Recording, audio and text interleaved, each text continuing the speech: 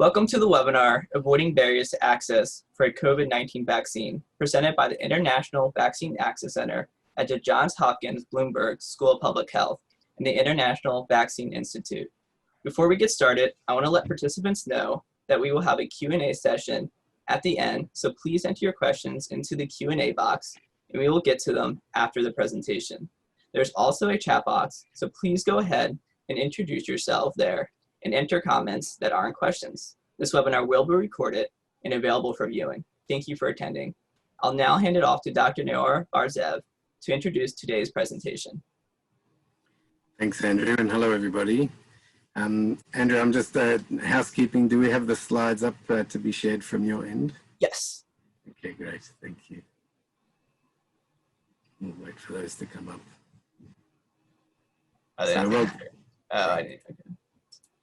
So welcome everybody. While we wait, my name is Noor Barzev. I'm the Deputy Director of the International Vaccine Access Center at Johns Hopkins University.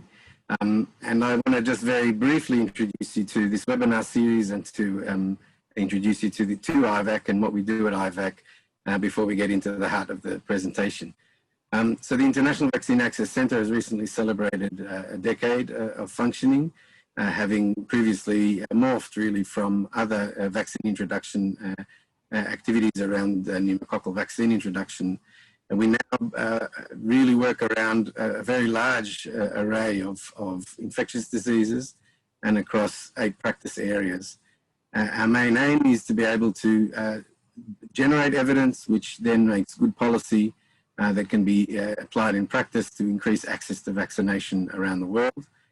Driven by the idea that the vaccines are not enough, vaccination, actually access to vaccines and equitable access to vaccines is what's so critical and so important for achieving good health outcomes for populations globally. Next slide, please, Andrew. Great. So we span the globe, as many of us in international health do. We're based here at Johns Hopkins in Baltimore, but we have partnerships and sites and research facilities linked to our work across the globe. Our particular focus is in low and middle income settings and in Gavi eligible countries. But of late, we've actually turned our attention also domestically. The key thing I think that drives us isn't the location of a country geographically, but issues around equity and access. And I think particularly now in the period of COVID, we're seeing that questions of equity are just as crucial here in the United States and everywhere, not only in low and middle income countries, but today our focus is going to be in the low and middle income countries in particular, but the issues that are being described, some are general and applicable throughout the world as well.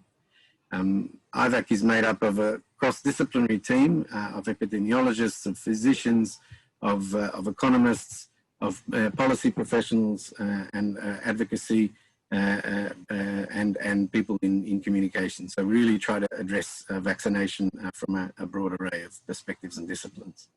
Next slide, please, Andrew. Great. So this is really the driving rationale behind what we do at IVAC, and you know, we know that there have been delays, prolonged delays of many years between the introduction of vaccines in high income settings and in low income settings. And given the high burden of morbidity and mortality in many low income countries, that represents many lives lost that were preventable deaths, lives that might have been saved had vaccines been introduced more rapidly. And so a lot of work has been done to shorten the duration of time for vaccine introduction from high income settings and to low income settings. We can see that overall for vaccines, the median period to introduction is about 5 years.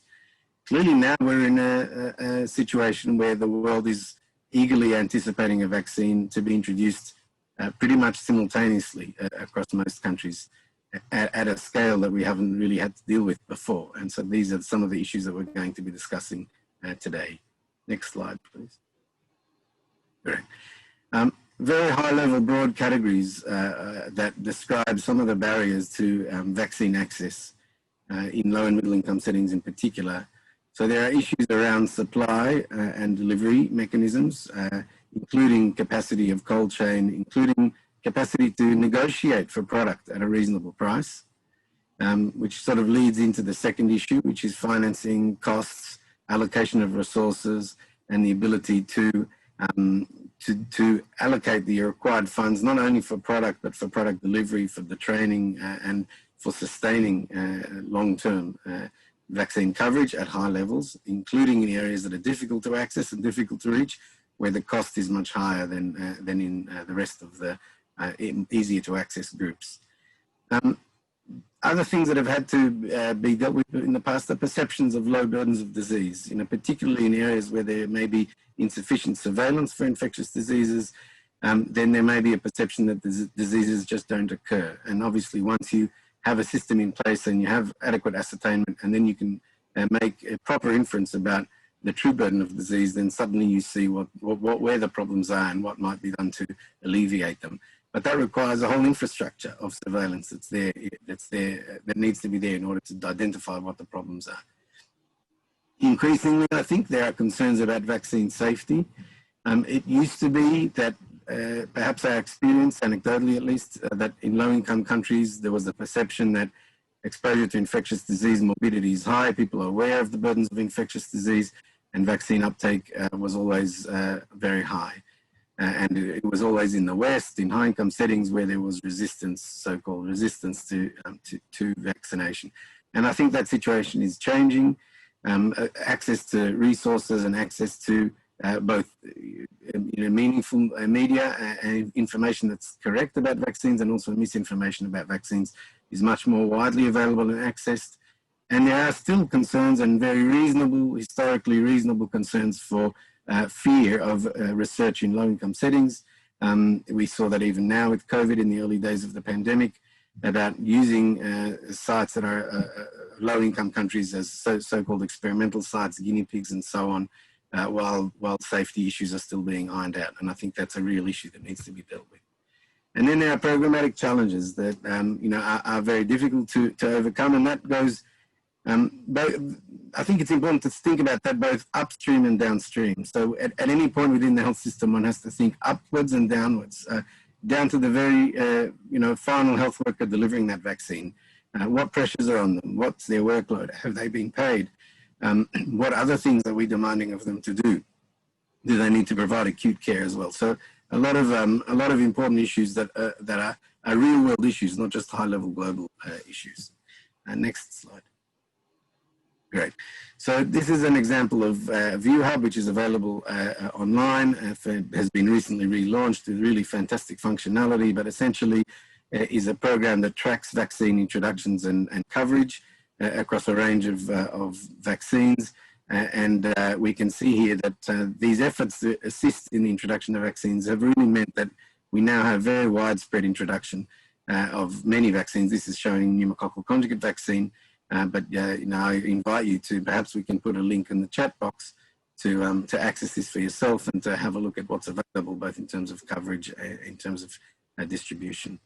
Next slide, please. Okay, so now we get to our keynote speaker, and I'm very pleased to introduce Jerome Kim. He's the Executive Director of the International Vaccine Institute, based in Seoul. And our work has a lot of overlapping areas, and we're very glad to be able to co-host together. And I'll hand it over to you, and then perhaps, Jerome, if it's okay with you, I'm going to parry with you a little bit at the end and some questions and discussions in response to your talk, and we'll also open up to the audience. So please, thank you.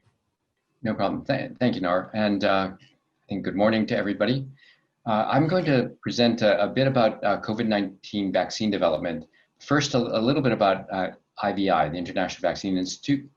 We are still, I think, the only international organization, nonprofit, dedicated to the discovery, development, and delivery of vaccines for global health. A bit like a biotech company, we actually have one vaccine under our belt, the oral cholera vaccine, which is, I think, roughly 90% of WHO stockpile. Started at IVI, was developed with funding from Gates, technology transferred now to 3 companies, 2 of which have pre-qualified product, and that pre-qualified product is actually the stockpile. We also have a typhoid conjugate vaccine, again, which started in the laboratories at IVI, again, funded by the Gates Foundation, tech transfer to 2 companies. And that vaccine is actually completing phase 3, and hopefully we'll have country registrations next year and pre-qualification the year after that. So, I mean, our aim is impact, and we get impact by vaccinating people, by ensuring that there's a supply, and by working with those organizations that help to develop a demand for vaccines for global health. And it involves all the things that were mentioned previously. That is, helping countries understand that there is a burden of disease, that this vaccine is cost effective, that it can be delivered, that it meets their requirements for cold chain, and is entirely within their capabilities.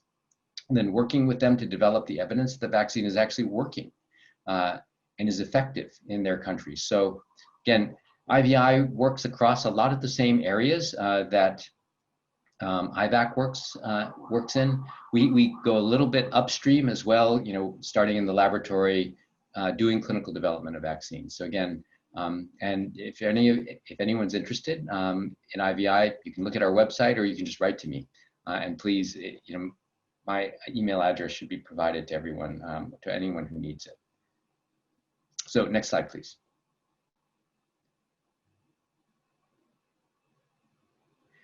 So one of the first questions that you think about when you're developing a new vaccine is actually one, and you know now, 9 months into the COVID pandemic, we still don't actually have a formal answer to this question, but does infection provide immunity? And it's an important question because it relates to the ease of vaccine development. So for a classic vaccine disease model, for instance, let's take hepatitis A. In general, although there are very different manifestations of hepatitis A when it infects a person, they can be asymptomatic or they can have fulminant hepatitis, turned bright yellow. By and large, the host immune system first controls the virus and then eliminates it. And with the elimination of the virus, immunologic memory then protects the patient from reinfection. And in those circumstances, it's been relatively easier to develop a vaccine against the disease. And one of the reasons is that we know that the immune responses can control and eliminate infection, and those very same immune responses can be mimicked with a vaccine.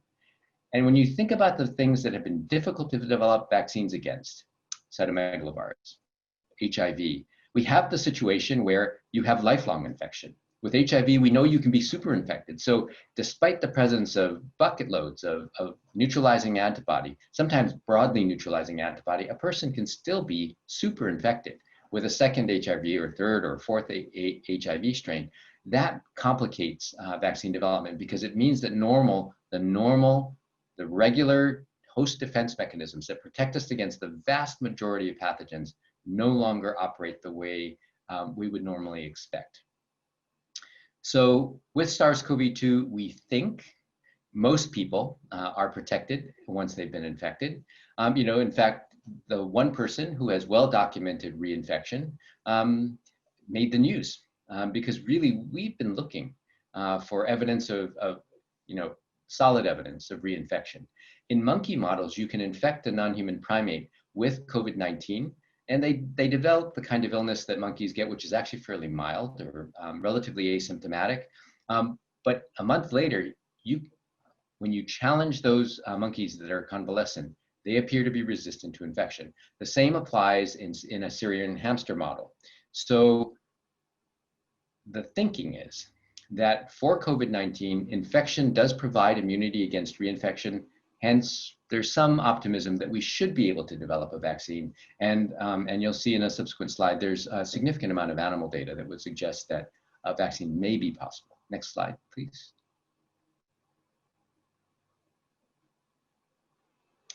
One of the questions that's come up recently is,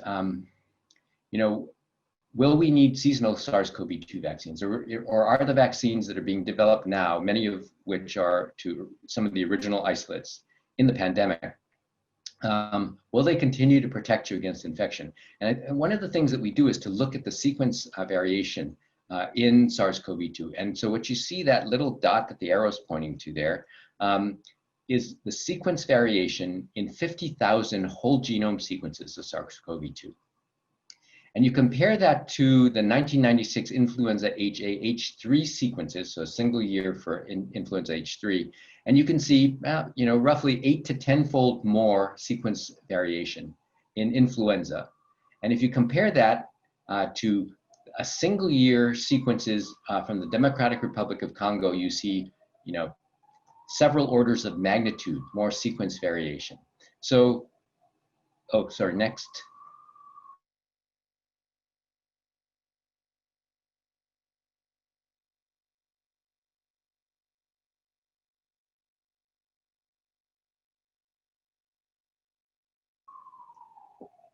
So the question, the possibility that the vaccines that we have now will also protect against some of the strains that are emerging one nucleic acid change at a time, or one amino acid at a time.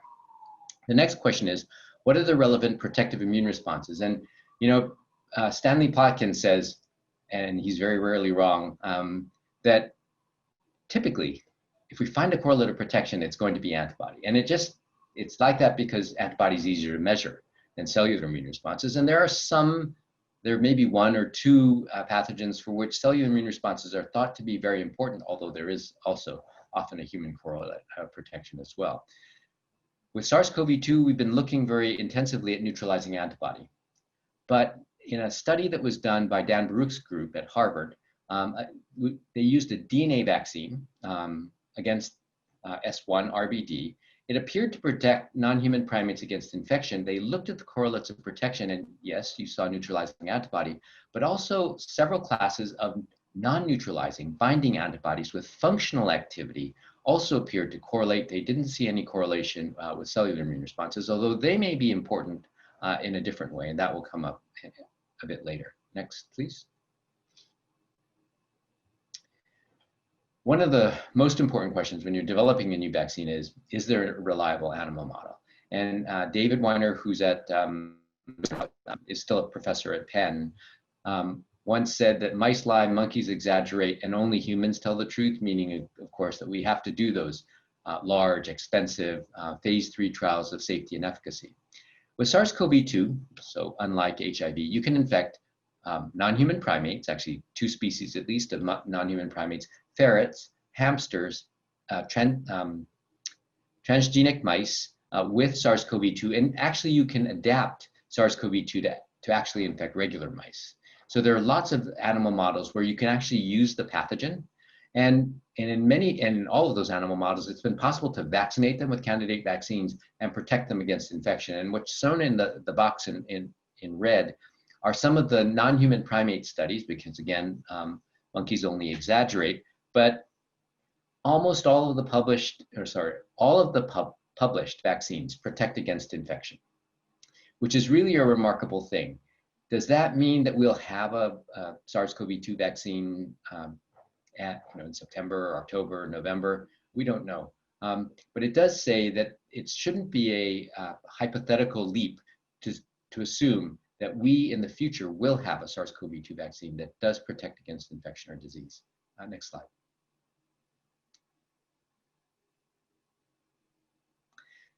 When you're developing a vaccine and when you're giving, something to healthy people to keep them healthy, you really have to remember safety.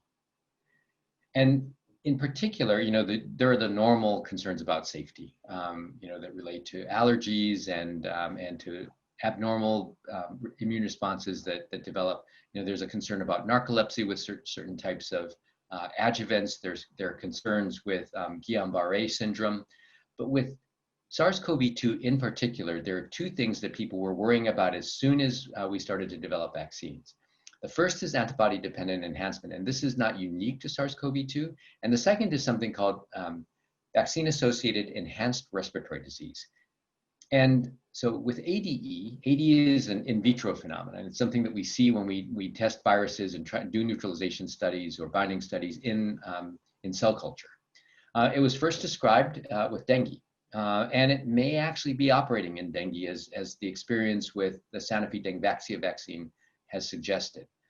The second phenomenon, enhanced respiratory disease, occurred when we were studying not SARS-CoV-2, but SARS-CoV, the original SARS infection that was found in 2002, primarily in Asia, but it then spread to several different areas of the world. The SARS-CoV-2, when they started to use whole inactivated vaccines in alum with certain mice species in particular, They saw protection against infection with these whole inactivated virus vaccines, but they also subsequently saw infiltration of the lung with eosinophils in a pattern that resembled what was seen with some of the failed whole-killed RSV vaccines in the 1960s. So it raised the possibility that certain types of vaccines for SARS-CoV, so for SARS-CoV, the original SARS-1, if you may, might be associated with ERD, and that by extension, SARS-CoV-2 vaccines, particularly whole inactivated vaccines, might also be associated with it. Now, when you break down, and actually we looked at all the different studies, and as you leave mice, if you're working with SARS-CoV-1 vaccines and you leave mice and you go to ferrets or to non-human primates, it becomes a lot more difficult to show convincingly and consistently. When you look at a different coronavirus like MERS coronavirus, it also, some people, some scientists saw it, some studies reported it, but it wasn't seen as commonly as it was with SARS-CoV-1. And now with 8 different non-human primate challenge studies with SARS-CoV-2 vaccine, COVID-19 vaccines, no one has seen enhanced respiratory disease, and at least acutely, no one has seen antibody-dependent enhancement. Does that mean that as antibody titers decrease over the course of a year or 2 years or 3 years, that we might not see ADE? It doesn't. So we honestly don't know. And so that's, again, one of the important reasons why volunteers in human clinical trials of COVID-19 vaccines need to be followed for extended periods of time. Next, please. So under normal circumstances, and we've been quoting this a lot, so everyone knows, it takes 5 to 10 years normally to develop a vaccine. Next.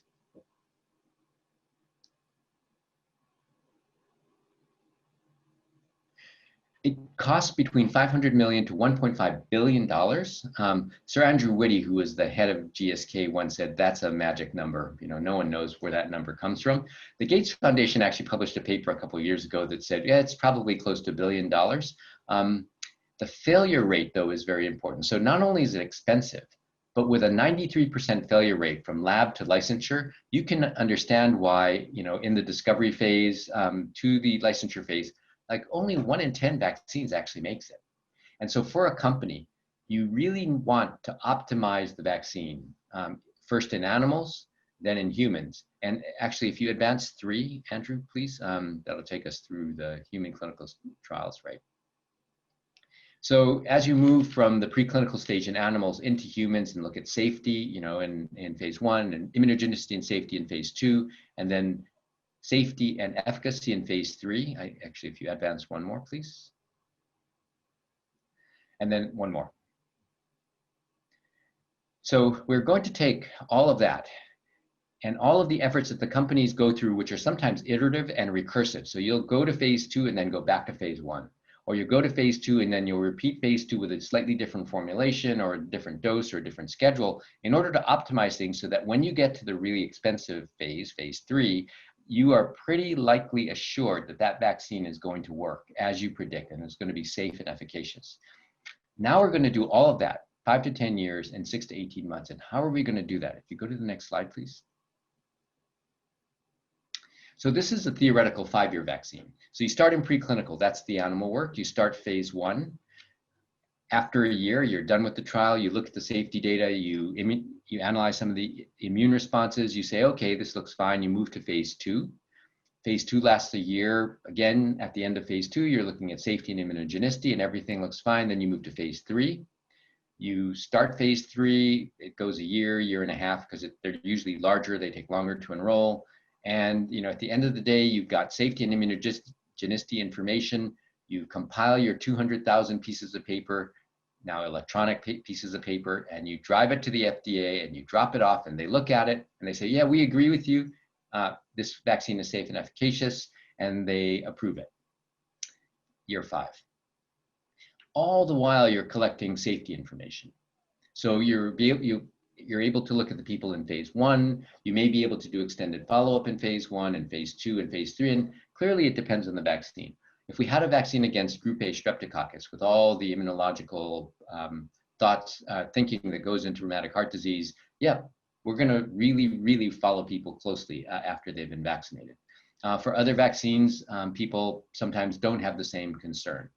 Now, how are you going to do that in a shorter time frame? And actually, if you advance to the next slide, please. You telescope the phases. So preclinical overlaps with phase one. Phase one, after you give the final dose, so either dose 1 or dose 2, depending on the number of doses in the final regimen, you begin to look at safety. If it looks safe, you start phase 2. After the final dose in phase 2, you look at safety, you may collect immunogenicity data, or you do key immunological assays, and you say, oh, well, it's making the right immune responses, let's move to phase 3. Or you can combine phase 1 and phase 2, or phase 2 and phase 3. And if you look at the designs and things that people are reporting, it's exactly that. Everything is smashed together. At the end of the day, though, the US FDA and the WHO are saying, well, you need 50% efficacy. And the FDA adds, and the lower bound of the confidence interval around the point estimate of efficacy needs to be greater than 30%, which is actually standard. That's what they require of most vaccines. So, next slide. Sorry, advance one, please. So although, shortening the clinical trials period still gives you the same picture of efficacy, but your period of observation for safety, particularly the longer term safety, may be truncated. Most adverse events occur in the first 2 months, even Guillain-Barré. But really, the experience with Dengvaxia and the risk of ADE and all these other concerns, make us want to make sure that people who are enrolled in phase 1, 2, and 3 clinical trials are followed for extended periods of time. Now, next slide, please.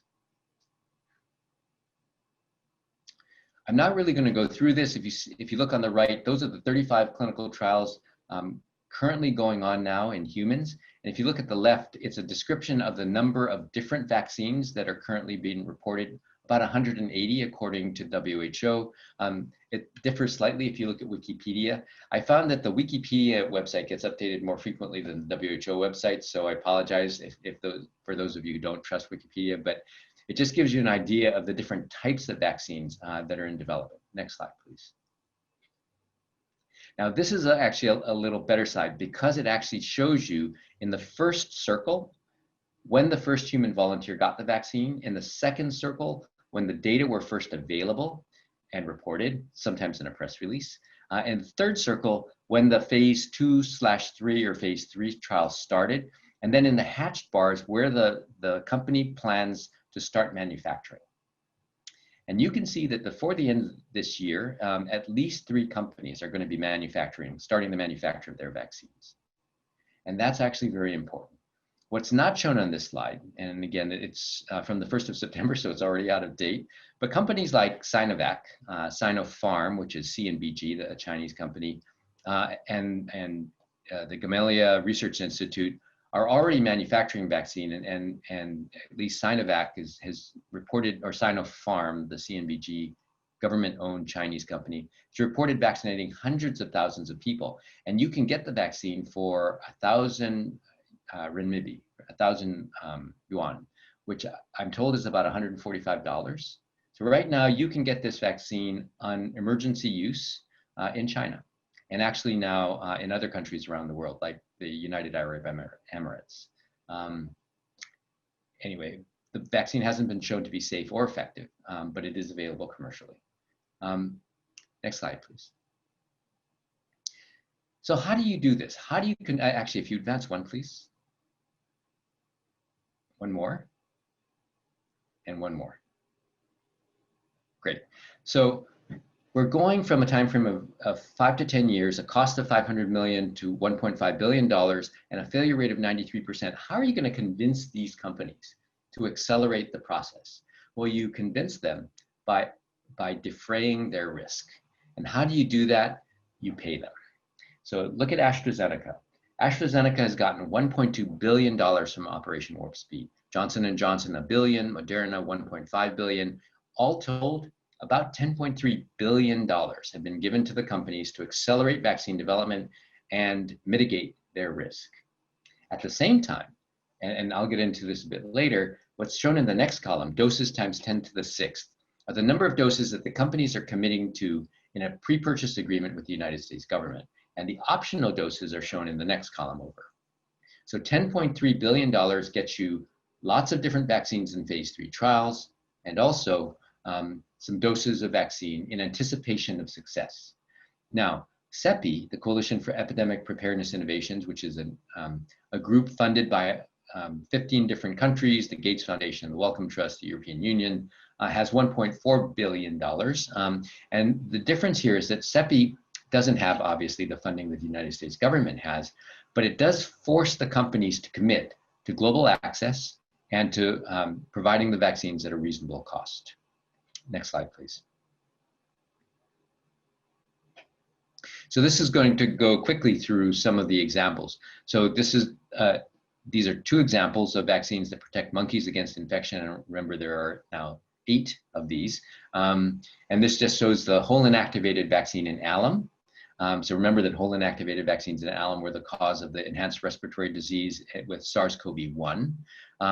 It wasn't seen with the Sinovac whole inactivated vaccine or the Sinopharm or apparently the Virat whole inactivated vaccines in alum.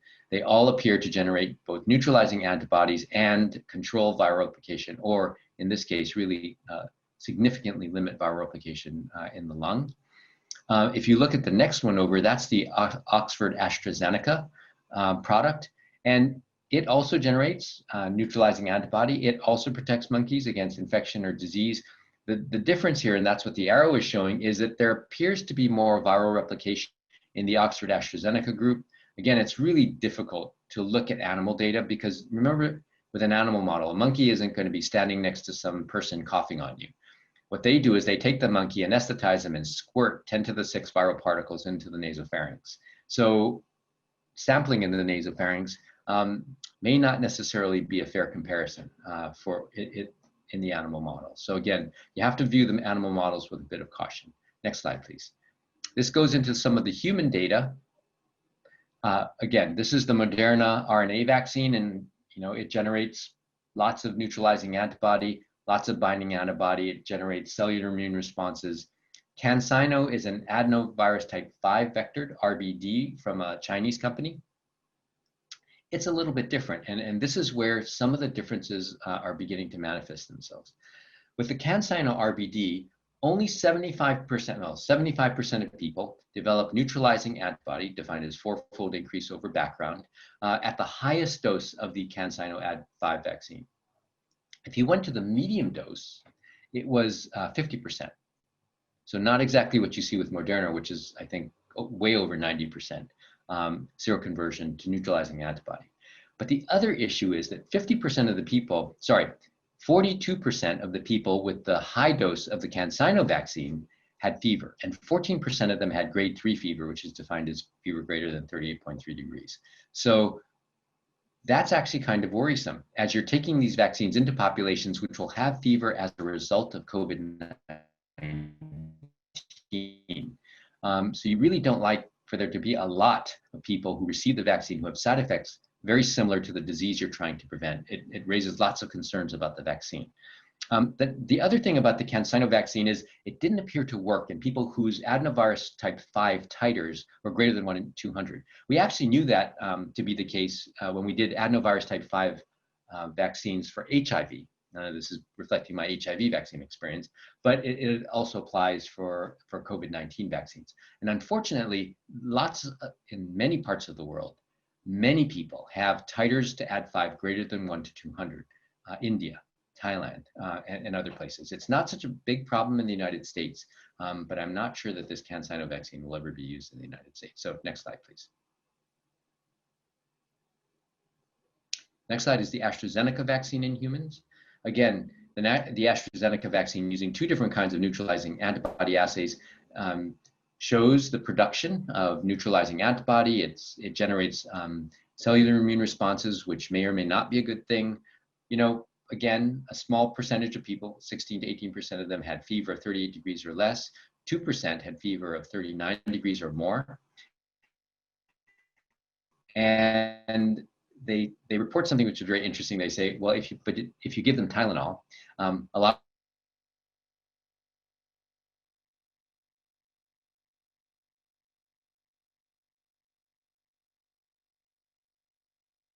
of them don't have symptoms. when you're doing operating vaccine testing, we aren't necessarily able to really know or to really take time to think about what we're seeing and ways to address it. Next slide, please. And unfortunately, a lot of the information that we get is by press release. What I didn't show is that the most recent one from IVAC is that their vaccine protects the elderly, people over 65. But again, not the scientific paper, but a press release. It's one thing to have to look things up on the medRx IV server or the BioX IV server. It's another to have to dig it up in a Fierce Pharma press release. Next slide, please. And more. Sinovac learned from Pfizer and BioNTech. Next slide, please. All right, so that's proving that a vaccine works and is safe. The next and very important thing is to make it and make a lot of it. So CEPI has identified that in the world, we probably can make 10 billion doses of vaccine. Now, not all that manufacture can be switched from, say, influenza to adenovirus type 5 or adenovirus 26. But in the world, we can make 10 billion doses of vaccine in a year. COVAX, which is a consortium led by the WHO, CEPI, and Gavi, the Vaccine Alliance, hopes to have 2 billion doses of vaccine ready by the end of 2021. Now, 2 billion doses is roughly 20% of the anticipated global need. That will allow countries around the world to vaccinate the elderly and also healthcare workers. The wealthier countries will have to pay. The poorest countries will get the vaccines free. Next, and Operation Warp Speed, of course, everyone knows, is manufacturing hundreds of millions of doses at risk. And then companies, in order to boost their production, are making contracts with different companies. So for instance, AstraZeneca has made a deal with Serum Institute with another Indian manufacturer who is manufacturing the AstraZeneca vaccine for the United Kingdom, and with a Korean company, SK Biosciences, which again will be contract manufacturing the ChIMPAD vaccine for AstraZeneca. And so you can see some of the other companies listed there. Next slide, please. So that's making it. This is the COVAX facility led by CEPI, the World Health Organization, and Gavi. 150 countries have signed up. 75 letters of interest. Low and middle income countries could be supported directly. 2 billion doses of pre-qualified vaccine, roughly 20% of the need. I talked about that already. And then what you see on the bottom are the operating principles of COVAX, which aim to accelerate equitable access. And when they say solidarity and collective ownership, I don't think they necessarily mean that we will take all the IP. So again, it's very important to get commitments from vaccine companies, and you're not going to do that. So I think that this just means that the world believes that this is a very important thing, and that we support the group purchase of vaccines for the COVAX facility. Next slide, please. Despite the COVAX facility, if you look at where the doses are going now, and this is a Sankey diagram, on the left you see the companies, on the right you see where those doses are going, the pre-committed, pre-purchased doses. The US, the European Union, the UK, and Japan, so all high-income countries. They've secured a significant number of doses for themselves. And what we don't want, advance one, please. Oh, one more, sorry. Perfect. Is to happen what happened in rotavirus. And so this is the rotavirus story. You see on the top, the introduction of rotavirus, which is the brown line. I don't know if you can see my arrow, but this line here is rotavirus.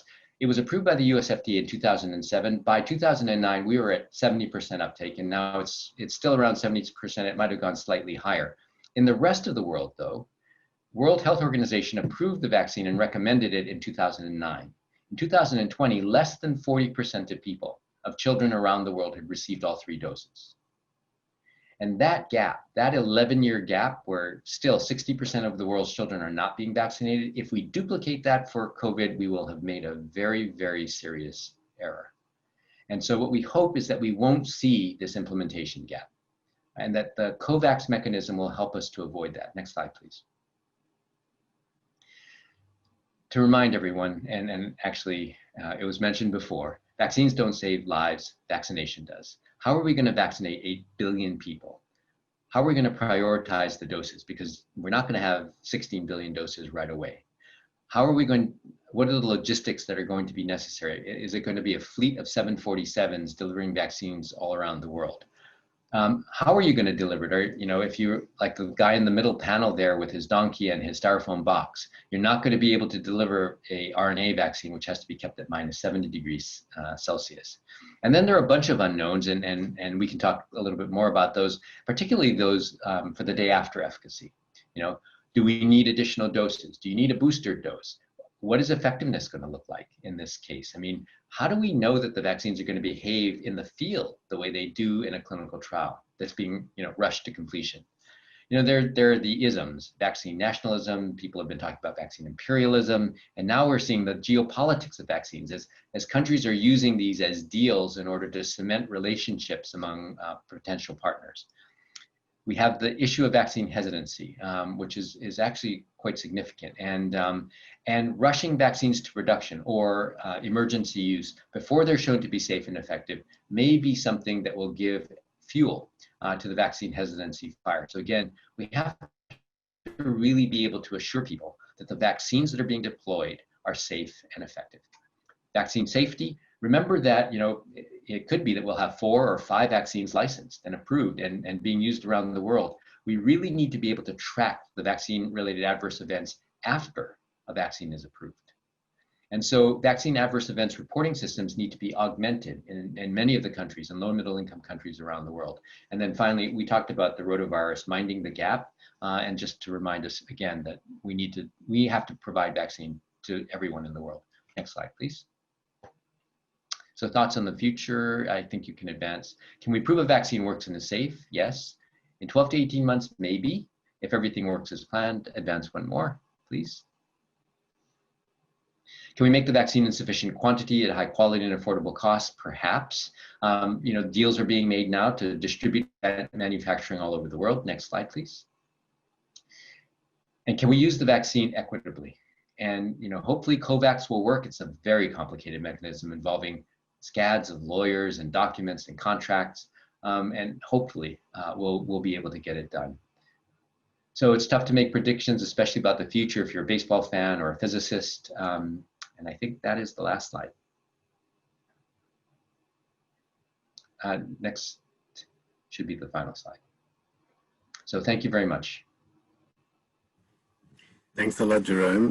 Before we open to the audience, we've already had some comments coming in. I just wanted to address some of the things that you've raised. I've written down at least 3 or 4 different things to discuss, but we'll see if we have time. I think one key question that hasn't been clear is, you spoke about licensure occurring at 50% efficacy, potentially with a lower confidence bound down to 30. But it's not clear efficacy against what, actually. And, there's a bit of ambivalence that, and even in your own words, you said that, against infection and or disease. And I'd like to suggest that it actually makes a really big difference what we determine as our outcome. Because if we have a vaccine that is only 50%, or even if it is good that it's 50% efficacious against disease, on first blush, you'd think that's great. Nobody gets disease. Who cares anymore if everybody gets infected, because it's going to be a mild thing and nobody's going to get to hospital. But that makes a very strong, 2 very strong presumptions. One is that efficacy in older age groups will be the same, and it's likely to not be. And secondly, that distribution really is equitable and universal, because if either of those 2 things is false, in other words, if in the elderly, the vaccines are less efficacious. And for example, in the US is a great example, but also globally, where, populations that are at greater risk of severe outcomes are also more hesitant to vaccine, and for reasonable, and reasonably so. And uptake may be lower. Then what might end up happening is everybody who gets the vaccine doesn't get disease. They feel safe and secure. They stop wearing masks. They stop the physical distancing. Transmission rates increase if the vaccine isn't demonstrated to reduce infection. And in fact, what happens is that the unvaccinated or the unimmunized, even if they were vaccinated, end up getting paradoxically an increase in disease, and we have more inequity. So in other words, if we have a vaccine that reduces disease, but we don't deal with the social justice issues underlying, we might be making things worse, not better. And so it's really important to know that the vaccine reduces transmission. But none of the studies that I've seen are either powered or designed to look at infection as an outcome, certainly not as a primary outcome. So I'm wondering what your thoughts are on that. So that's true. Actually, we won't know until we actually have a vaccine.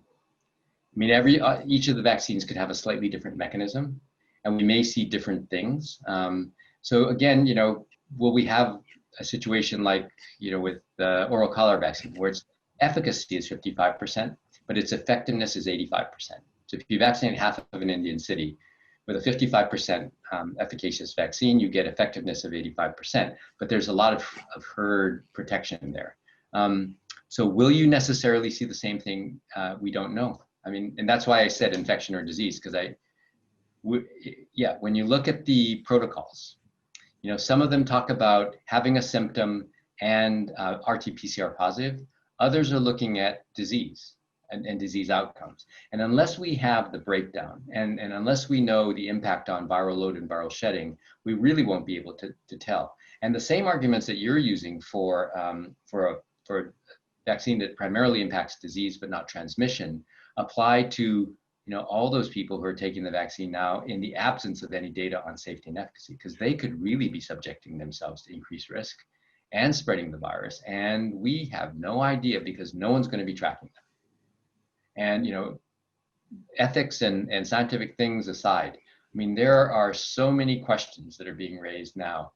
So we really need to be able to finally dissect the questions that you've asked. I mean, because it will require a lot more attention to detail than I think people are currently able to spend, given the the rate at which they're moving, and some of the we don't know.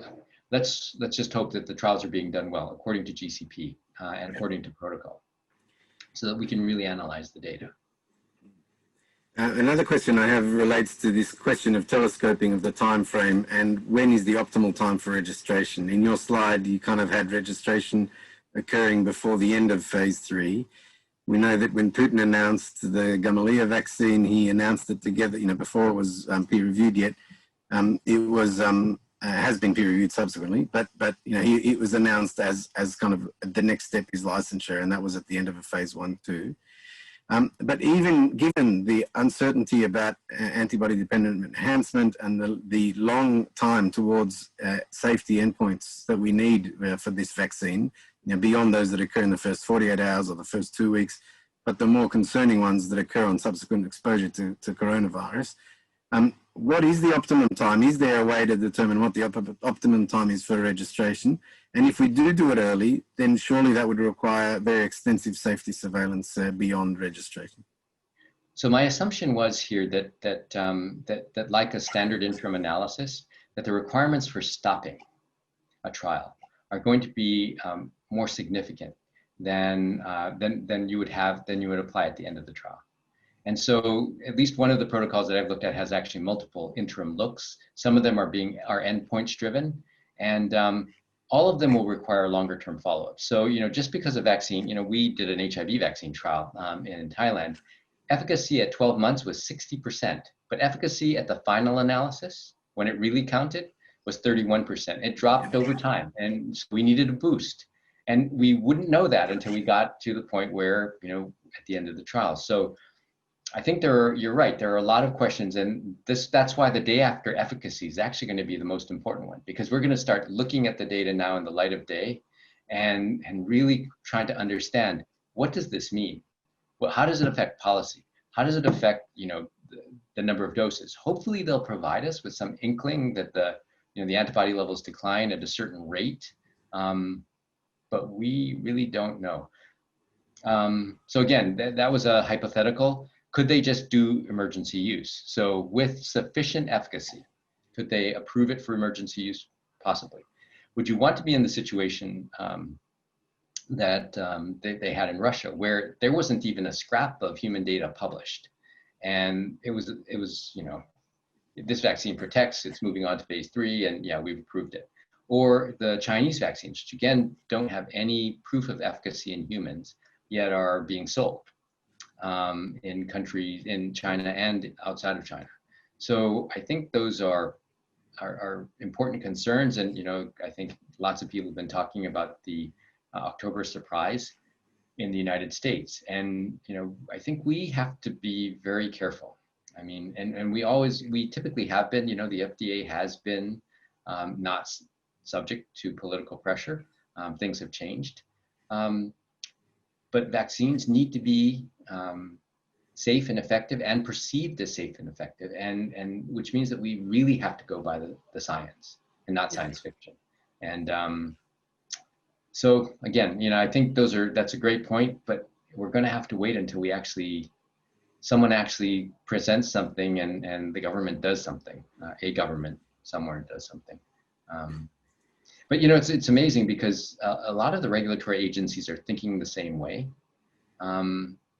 which I think is a little bit, well, it was bound to happen. Everyone is rushing. Everyone wants to see a vaccine work. So a lot of the rules are the same, but a lot of them are being informed by discussions that happened in the beginning of the COVID-19 pandemic, led by the US FDA and the EMA and WHO PQ around the question of how do we approve this. So it's interesting that the different countries have different criteria for approving safety and approving vaccines for sale under emergency use provision.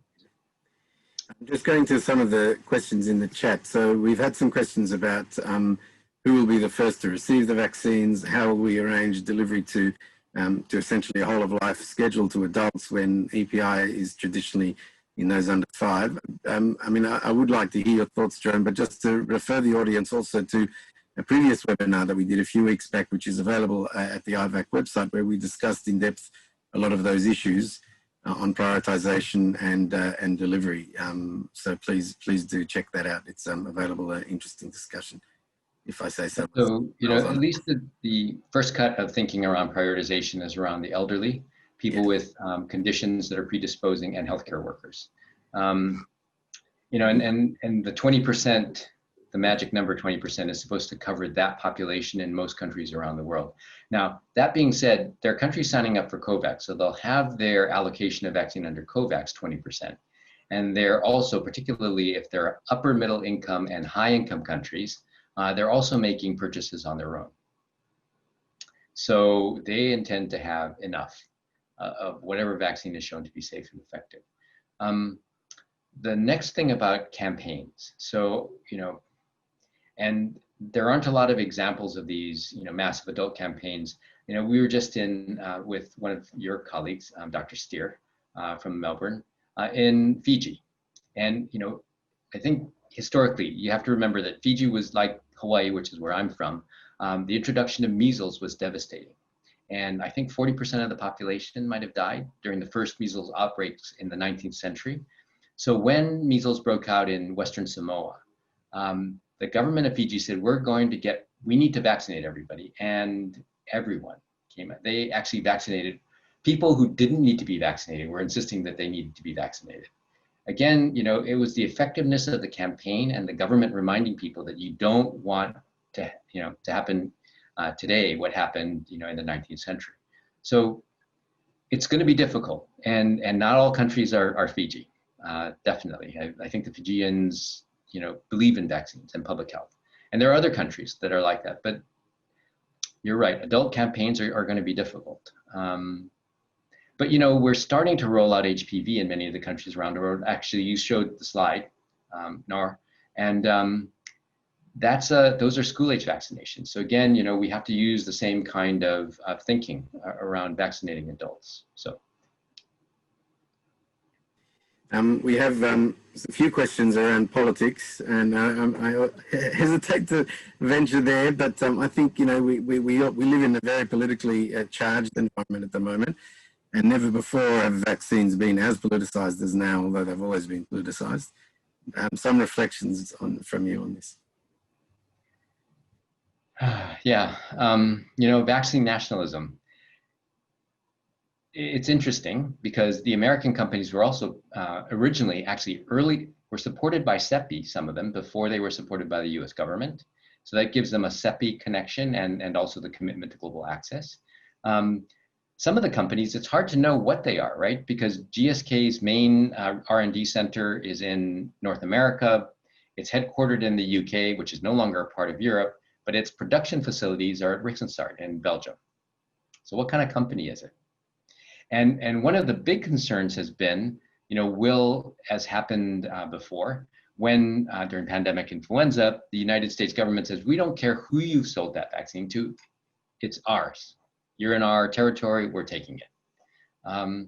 So I think those are the kinds of things that countries need to be assured is not going to happen. Because, as a consequence of that, the government of Korea said, okay, fine, we're going to make our own vaccine industry. And we want to provide 80% of our own vaccines manufactured in Korea, because we don't ever want to be in the situation where another country takes the vaccine that we paid for. And so that's, vaccine nationalism has a pride component and also a protection of the local population component. This question about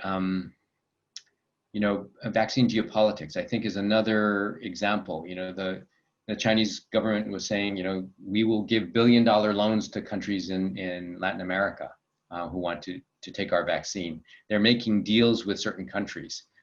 They are providing vaccine to Pakistan, which is like on the other side of India. And so there's a lot of, actually Sinovac, which is another Chinese company, was in Bangladesh. Bangladesh is one of the phase 3 sites. So we don't like for vaccines to be used for political reasons. And because really they're, as I guess President Xi said, vaccines are global public good, and they are.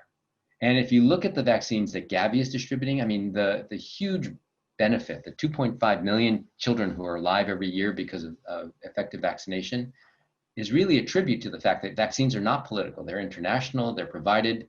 There may be some issue that the pricing of them is like a commodity. I mean, there's a bid, lowest bidder. I mean, really a race to the bottom, where we can be getting pentavalent vaccine for less than 50 cents a dose.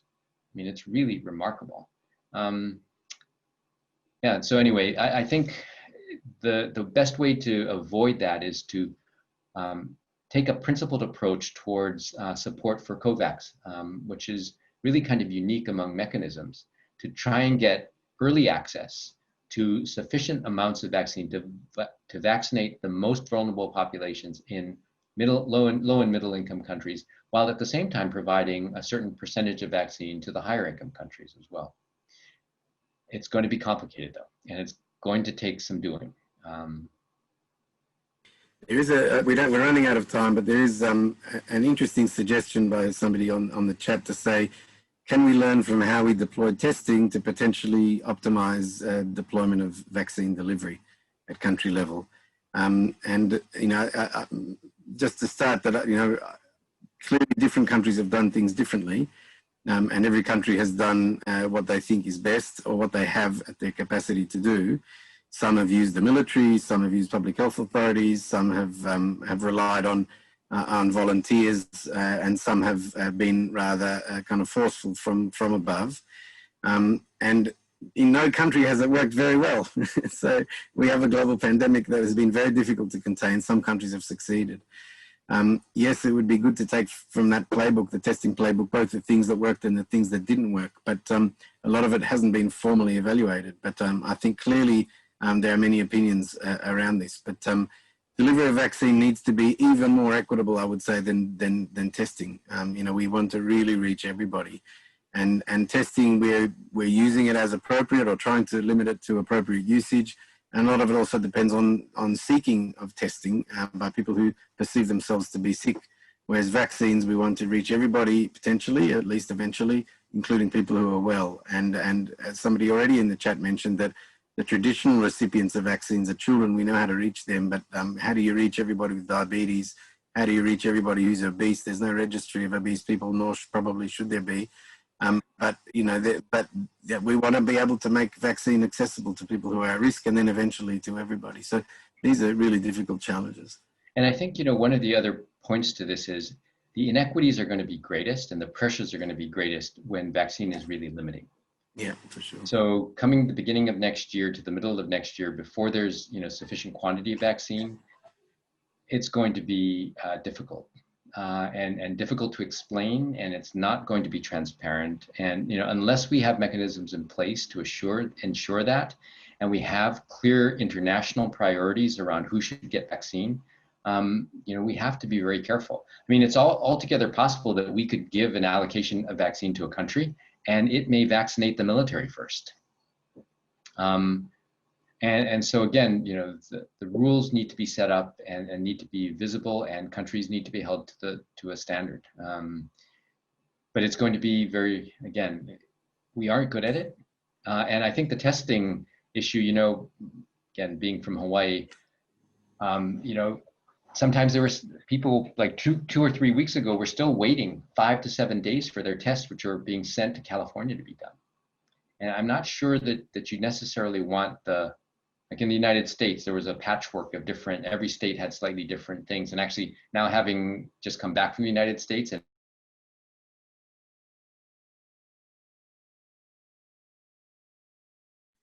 I think Professor Kim, you're frozen.